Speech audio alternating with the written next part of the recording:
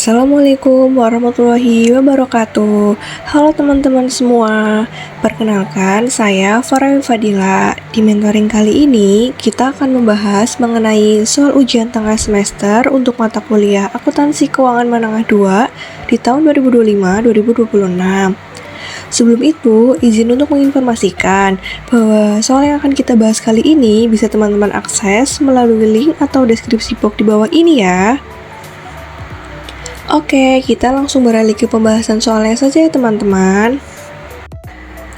Soal pertama, pada tanggal 1 Maret 2020, PT Alintang memutuskan untuk mengeluarkan obligasi pada tanggal 1 Juli 2020 sebesar 5 miliar dengan bunga 8% per tahun dan akan jatuh tempo pada tanggal 1 Maret 2025. Bunga obligasi dibayarkan tiap tanggal 1 April dan 1 Oktober. Pada tanggal 5 September 2020, seluruh obligasi dapat dijual dengan harga kurs 105 dan biaya penjualan sebesar 5 juta rupiah. Diminta A. Tentukan nomor obligasi, B. Hitung agio obligasi per bulan, C. Hitung besarnya bunga berjalan, D. Buat jurnal untuk mencatat bunga berjalan, E. Buat jurnal untuk mencatat penjualan obligasi pada tanggal 5 September 2020, F. Buat jurnal untuk mencatat pembayaran bunga obligasi pada tanggal 1 Oktober 2020, G. Buat jurnal penyesuaian tanggal 31 Desember 2020 untuk mencatat bunga berjalan dan amortisasi agio obligasi, H. Jurnal pencatatan obligasi saat jatuh tempo. Yang pertama itu ada menghitung umur obligasi. Langkah pertama yang digunakan untuk menentukan umur obligasi yaitu kita harus mengetahui jarak waktu antara tanggal penerbitan dan tanggal jatuh tempo. Di soal diketahui bahwa obligasi diterbitkan pada tanggal 1 Juli 2020 dan jatuh tempo pada tanggal 1 Maret 2025. Jadi untuk 2020 itu ada 6 bulan, dihitung dari 1 Juli sampai 31 Desember. Dan untuk tahun 2021 sampai 2024 ada 12 bulan. Untuk tahun 2005 itu ada 2 bulan, dihitung dari 1 Januari sampai 1 Maret. Jadi itu totalnya ada 56 bulan. Yang B itu ada agio per bulan. Untuk mengetahui agio per bulan, kita harus mengetahui harga jual obligasi. Di soal diberitahukan bahwa kursnya itu sebesar 105, jadi kita hitung 105 per 100 dikali nilai nominal obligasi sebesar 5 miliar, jadi ketemu 5 miliar 250 juta rupiah. Untuk agio kita hitung harga jual obligasi dikurangi biaya penjualan dikurangi nilai nominal obligasi, lalu ketemu 245 juta rupiah. Untuk agio per bulannya tinggal kita bagikan agio dibagi dengan umur obligasi yang telah kita hitung sebelumnya sebesar 56 bulan, jadi ketemu 4.375.000 rupiah. Untuk poin C itu besarnya bunga berjalan, dihitung dari 1 April sampai 5 September ada 5 bulan, jadi untuk bunga berjalan 5 per 12 dikali 8% dikali 5 miliar ketemu 166.666.667 rupiah. Dan untuk jurnalnya biaya bunga berjalan di debit sebesar 166.666.667 rupiah dan di kredit itu ada utang bunga obligasi sebesar 166.666.667 rupiah. Dan untuk yang E, jurnal penjualan obligasi. Yang pertama yang harus kita ketahui adalah harga jual obligasinya. Harga jualnya itu sebesar 5 miliar 250 juta rupiah, dihitung dari kurs 105 dikali 100 dikali 5 miliar. Dan untuk biaya penjualan 5 juta. Kemudian kita kurangkan dan ketemu 5 miliar 245 juta rupiah. Untuk bunga berjalannya itu sebesar 166.666.667 rupiah, dihitung dari 5 per 12 dikali 8% dikali 5 miliar. Dan untuk kas yang diterima itu sebesar 5 miliar 245.000 rupiah ditambah 166.666.667 rupiah ketemu Rp5.411.666.667. Untuk jurnalnya itu di debit ada K sebesar Rp5.411.666.667. Di kreditnya itu ada utang obligasi sebesar 5 miliar, agio obligasi sebesar 245 juta, dan biaya bunga obligasi sebesar Rp166.666.667. Yang F ada jurnal pembayaran bunga obligasi pada 1 Oktober 2020. Bunga sama dengan 6/12 dikali 8% dikali 5 miliar sama dengan 200 juta rupiah. Kenapa 6? Karena dihitung dari bunga itu dibayarkan tiap tanggal 1 April dan 1 Oktober. Jadi ada 6 bulan. Untuk jurnalnya itu ada di debit biaya bunga obligasi sebesar 200 juta rupiah dan K sebesar 200 juta rupiah. Untuk poin G, jurnal penyesuaian untuk mencatat A. bunga berjalan dan B. amortisasi agio. Yang pertama itu ada untuk bunga berjalan dihitung dari 1 Oktober sampai 31 Desember. Jadi ketemu 3/12 dikali 8% dikali 5 miliar. Hasilnya 100 juta rupiah. Untuk jurnalnya, biaya bunga obligasi di debit sebesar 100 juta rupiah dan di kredit utang bunga obligasi sebesar 100 juta rupiah. Untuk poin B, amortisasi agio dihitung dari tanggal 5 September sampai 31 Desember. Ketemu 4 bulan dikali 4.375.000 sama dengan 17.500. Untuk 4.375.000 itu didapat dari agio per bulan. Untuk jurnalnya di debit ada agio obligasi 17.500 dan di kredit biaya bunga obligasi sebesar 17.500. Yang H itu ada jurnal pencatatan obligasi saat jatuh tempo pada tanggal 1 Maret 2025.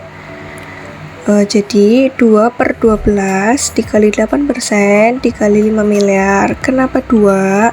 Karena bunga terakhir dibayar itu kan tanggal 31 Desember 2024 dan jatuh tempo obligasi 1 Maret 2025. Jadi perusahaan itu masih punya kewajiban untuk membayar bunga selama bulan Januari dan Februari. Ketemu 66.666.667 rupiah dan untuk obligasinya itu sebesar 5 miliar. Lalu kita tambahkan dan ketemu 5.066.666.667 rupiah. Lalu untuk jurnal itu di debit ada utang obligasi sebesar 5 miliar rupiah dan biaya bunga obligasi sebesar 66.666.667 rupiah dan di kredit ada K sebesar 5.666.666.667 rupiah. Dan untuk yang B itu menghitung amortisasi agio 2 bulan. 2 bulan dikali agio per bulan ketemu 8.750.000 rupiah. Dan untuk jurnalnya di debit ada agio obligasi sebesar 8.750.000 rupiah dan di kredit ada biaya bunga obligasi sebesar 8.750.000 rupiah.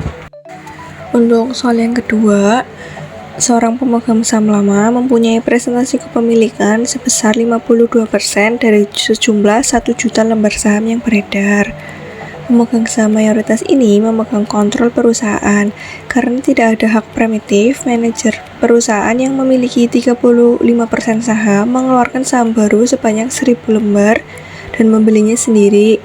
Harga pasar saham baru tersebut Rp12.000. Diminta 1. Tentukan perubahan presentase kepemilikan saham pemilik lama dan baru dengan adanya tambahan lembar saham baru. Yang kedua, jika 10.000 lembar saham baru yang dibeli manajer perusahaan tersebut dijual kembali dengan harga Rp12.500, tentukan perubahan nilai per lembar saham dengan adanya tambahan lembar saham baru tersebut.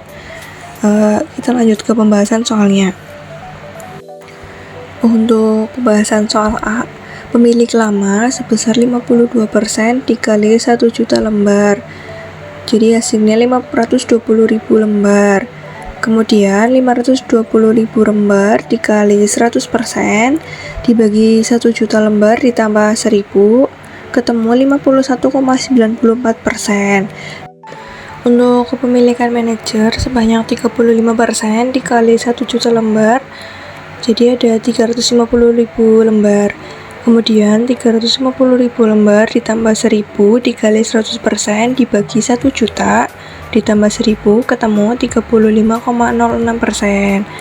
Jadi kesimpulannya, dari penyelesaian kasus di atas dapat dilihat bahwa apabila tidak ada hak primitif, maka presentasi kepemilikan saham pemilik lama turun dari 52% menjadi 51,94%.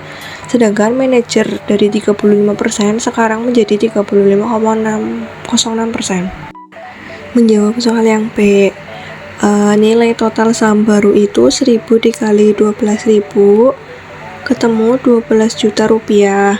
Dengan adanya penambahan saham baru, maka total saham yang beredar yakni 1 juta ditambah 1000 ketemu 1 juta 1000 saham. Penjualan saham 10.000 lembar dengan harga 12.500. Jadi ketemunya itu ada 125 juta rupiah, dan untuk nilai total saham baru setelah penjualan 125 juta rupiah dikurangi 12 juta ketemu 113 juta rupiah. Jumlah saham setelah penjualan itu ada 10.000 dikurangi 1.000, yaitu 9.000 lembar. Jadi nilai per lembar saham setelah penjualan itu 113 juta dibagi 9.000, hasilnya 12.555.000 per lembar. Dari penyelesaian di atas, nilai per lembar saham setelah penjualan meningkat dari 12.000 menjadi 12.555.000 rupiah per lembar. Hal ini disebabkan karena harga penjualan 10.000 saham lebih tinggi. Untuk soal yang terakhir atau soal ketiga itu, ada PT Albani memiliki 10 juta lembar saham biasa yang beredar. Nilai nominal per lembar itu 20.000, nilai bukunya 30.000, dan harga pasarnya 35.000 per lembar. Diumumkan pembagian dividen itu sebesar 10%. Saham treasury yang dimiliki perusahaan itu ada 1 juta lembar. Diminta A itu hitung utang dividen PT Albani dan buat jurnal yang diperlukan untuk mencatat pengumuman pembagian dividen tersebut. Dan B, apakah saham treasury yang dimiliki perusahaan juga berhak mendapatkan dividen? Jelaskan argumentasi Anda. Untuk pembahasannya, yang soal A, saham beredar yang berhak atas dividen itu 10 juta lembar dikurangi 1 juta lembar ketemu 9 juta lembar. Dan untuk dividen per lembarnya itu kan 10% dikali 20.000, jadi ketemu 2.000 per lembar. Untuk total utang dividennya 2.000 lembar dikali 9 juta lembar ketemu 18 juta lembar. Jurnal saat pengumuman dividen itu ada di debit ada laba ditahan sebesar 18 juta dan utang dividen di kredit sebesar 18 juta. Untuk pertanyaan B itu jawabannya tidak berhak, karena saham treasury adalah saham yang dibeli kembali oleh perusahaan dan tidak beredar di publik. Saham tersebut tidak memiliki hak suara dan tidak berhak atas dividen, karena secara hukum perusahaan tidak dapat membayar dividen kepada dirinya sendiri, dan dividen hanya dibagikan kepada pemegang saham yang beredar atau outstanding share, bukan saham treasury. Sekian pembahasan dan penjelasan dari saya. Semoga apa yang saya sampaikan bermanfaat dan mudah dipahami oleh teman-teman semuanya. Bila ada kesalahan kata atau perbuatan, saya mohon maaf sebesar-besarnya. Terima kasih. Wassalamualaikum warahmatullahi wabarakatuh.